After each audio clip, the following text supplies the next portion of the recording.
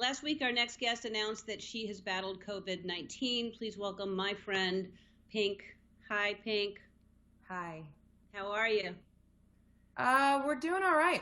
We're doing okay this week. I don't even know what day it is, but this is a better week than the last previous ones have been for our little household. Jameson's two So, days now without a fever, which is really a huge wow. relief. So tell me how long ago did, because I was watching you post all these, day one, day two, quarantine, and you were keeping busy. What did you start feeling? And was it you or Jameson first, or how did this happen with both of you getting sick, and how did it start and when? Yeah, so it started with Jameson actually, and he's three. 3-year-olds get sick all the time.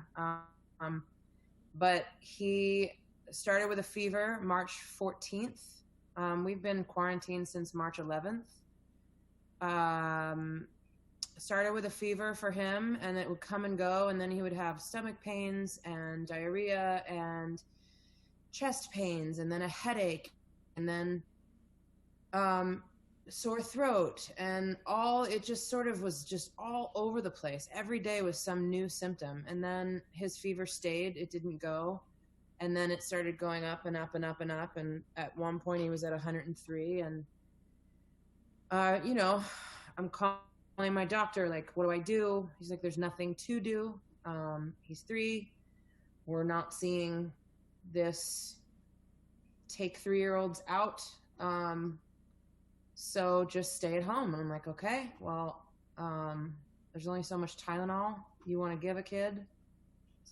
So it was terrifying at one point. Then I got sick, maybe March 16th. In hindsight, it all makes sense, but when it's happening, it's such a weird experience that you don't put it together until after the fact, but or until days go by. March 16th, I didn't feel good. I was really tired. I kind of had the chills a little bit. I felt nauseous, but I never had a fever. I never had what they tell you to look for. And then all of Wow. a sudden, I've had asthma all my life, and really, really bad asthma, to the point where sometimes I end up in the hospital. But it's been years and years and years. Maybe if I'm 40, it's been probably 30 years since I needed a nebulizer breathing treatment in the hospital or anything like that. And at a certain point, maybe around March 18th, March 19th, March 20th, when his fever was staying and going up, I woke up in the middle of the night and couldn't breathe. And I needed a nebulizer for the first time in 30 years. And I have this inhaler that I use, a rescue inhaler, and I couldn't function without it. And that's when I started to get really scared, because of all the stuff. You can't help but watch the news every day. And I'm like, oh my God, like, wow, all the crazy stuff I did, like, this is it, type of face, like, this is the way it ends.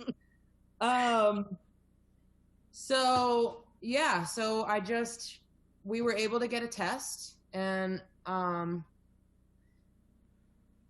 I took that chance, and I tested myself. We could get one test, so I tested myself. It came back a week later, positive, and I knew it. I already knew it. I knew that that's what it was going to say. And then, at one point when he started throwing up and saying that he had chest pains and that it hurt to breathe, that's the point where you just kind of like, okay, are we going to the hospital? Like, what are we doing right now? Because this is the scariest thing I've ever been through in my whole life. So, um, we were a couple of days maybe out of trying to, like, see if we needed to do something more. But at this point, what can you do, right? There's nothing you can do. You ride it out. And, uh, we started to get better, and slowly, slowly, slowly, his temperature stayed the longest. But I started to feel better. I stopped being nauseous. I never had a fever. And it really is just a roller coaster. I had a sore throat. First, I woke up and my sore throat was on the right side of my throat. Then it was on the left side of my throat the next day. Then it was both sides the next day. Then I couldn't breathe. Then I was breathing fine, but I didn't feel it's just it's there's no rhyme or reason to this. And at one point I was praying, crying, praying, like, and I realized how ridiculous I sounded. Like, I thought they told us our kids were going to be okay. We were told that our kids are going to be okay. And that's, I think when people started explaining what this disease is, it was too early to be able to name it completely and tell everybody what to look for. And, you know, I've talked to so many people that can't get tested, friends that are like, yeah, I think we were sick in February. Like, oh, I think we had that. I mean, I don't know. I think testing is really, really important. It's very controversial to people that I was able to get my hands on a test. I would say two things to that. I would say you should be angry that I can get a test and you can't. But being angry at me is not going to help anything. It's not going to solve the issue of the fact that you can't get your hands on a test. You should be angry about that. And we should work together to try and change that. And number two, tell me anybody with a sick 3-year-old that if they could get their hands on a test wouldn't take it. And if they say that, I'm calling bull. So yes, it is, the healthcare system is jacked. Government is in a way failing us by not being prepared. But this is where we're at, and thank God we're getting better. And, you know, the first thing I wanted to do, whether I had it or not, was how can I help? Just like you, Ellen, everything you do is of service. I mean, you make the world such a better place. And so that's what the rest of us want to do. And that's a huge point in all this, is that every single person in the world right now gets to be a superhero just by staying home, just by washing their hands, by buying their elderly neighbors groceries if they shouldn't be at the store, calling a loved one and making them laugh, donating masks, saying a prayer for a healthcare worker. Like, every single person is vulnerable and will be impacted by this virus. And shouldn't we figure out a way to get together and make it better for each other instead of fight each other? I don't know. These are all the thoughts I've had. I've had a lot of time to think.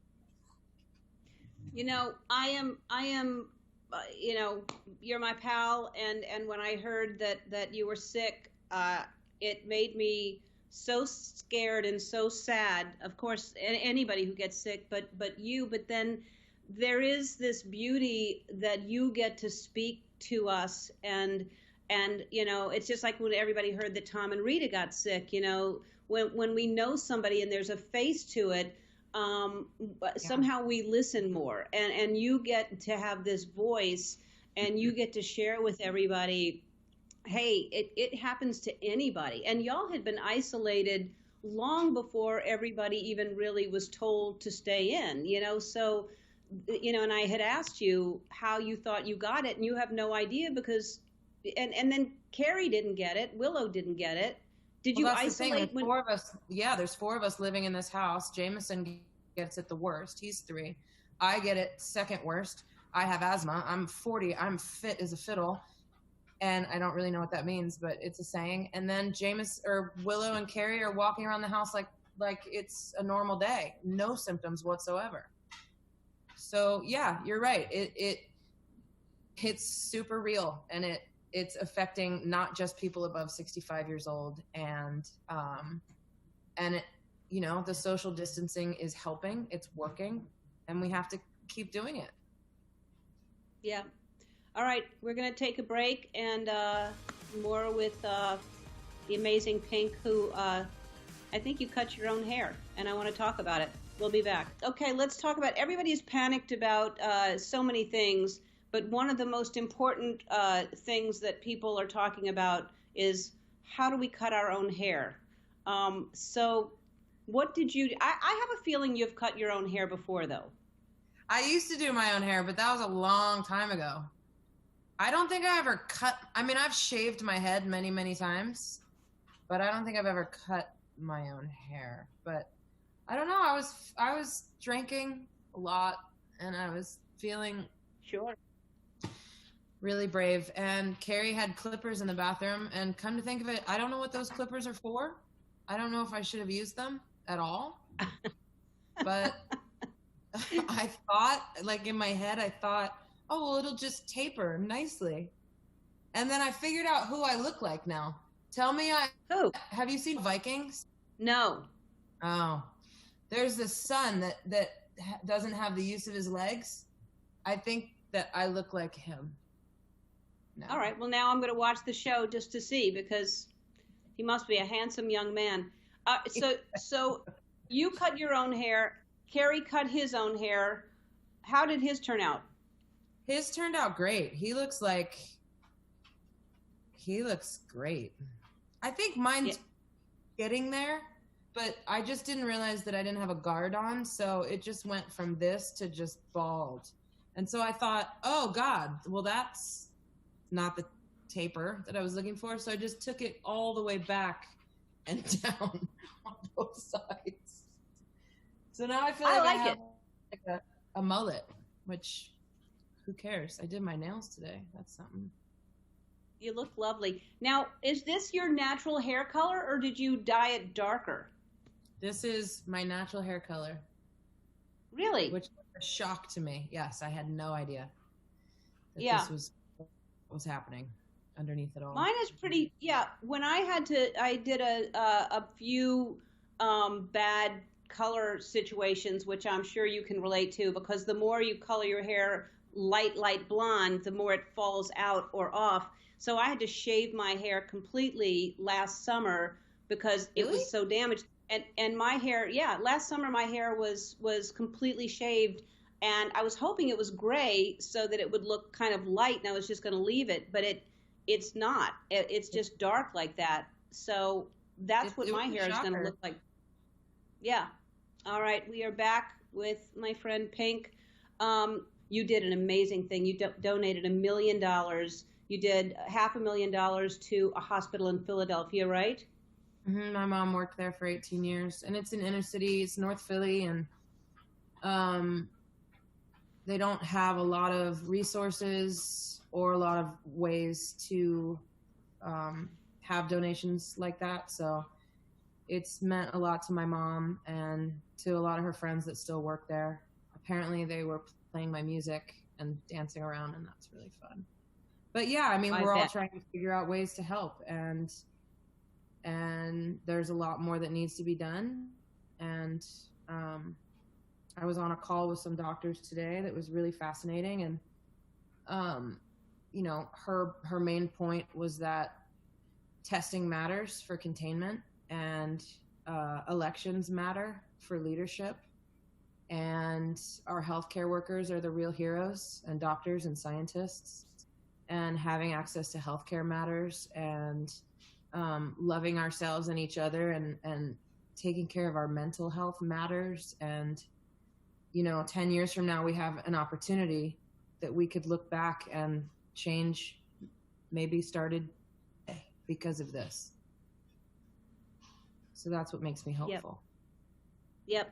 I think that's what we have to have right now, is we have to have hope. And we will, as everyone says, this too shall pass, and it will. I love you. Thank you for everything you're doing. And I'll talk to you soon. Okay. Love you. Hi, I'm Andy. Ellen asked me to remind you to subscribe to her channel so you can see more awesome videos, like videos of me getting scared or saying embarrassing things, like ball peen hammer, and also some videos of Ellen and other celebrities, if you're into that sort of thing. God!